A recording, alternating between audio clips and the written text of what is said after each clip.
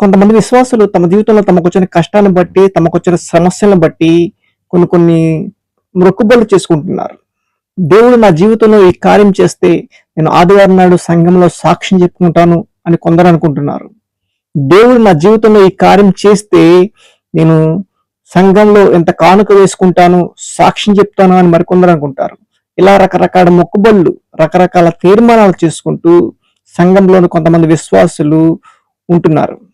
అయితే దేవుని వాక్యం సెలవిస్తున్న మాట ద్వితీయోపదేశకాండము 23వ అధ్యాయము 21వ వచనంలో, నీవు నీ దేవుడిని యెహోవాకు మొక్కుకొనిన తరువాత ఆ మొక్కుబడిని చెల్లించుటకు తడవు చేయకూడదు.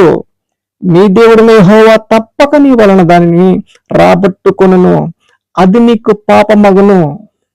ద్వితీయోపదేశకాండము 23వ అధ్యాయము 21వ వచనం. కాబట్టి మొక్కుకొనిన తర్వాత తడవు చేయకూడదు. అలా తడవు చేస్తే పాపము అని దేవుని వాక్యం సెలవిస్తుంది. అంత మాత్రమే కాదు కానీ ప్రసంగి గ్రంథము 4వ అధ్యాయము 4వ వచనంలో దేవుని వాక్యం సెలవిస్తున్న మాట, నీవు దేవునికి మొక్కుబడి చేసుకున్న ఎడల దానిని చెల్లించుటకు ఆలస్యము చేయకము, బుద్ధిహీనులందు ఆయనకి ఇష్టము లేదు అంటాడు. అంటే ఆలస్యం చేస్తే, మొక్కుకొని ఆలస్యం చేస్తే బుద్ధిహీనుడు అని బైబిల్ సెలవిస్తుంది. మొక్కుకొని తర్వాత తడవు చేస్తే పాపము అని బైబిల్ సెలవిస్తుంది. కాబట్టి క్రొత్త నిబంధనలో దేవుడు ఎక్కడా కూడా సంఘానికి మొక్కుకుంటే చేస్తాను అని వాగ్దానం చేయలేదు. మరి ఏం వాగ్దానం చేశారంటే, అడుగుడి మీకు ఇయ్యబడును అన్నాడు దేవుడు. అడుగు ప్రతి వాడు పొందుకుంటాడు అని దేవుని వాక్యం సెలవిస్తుంది.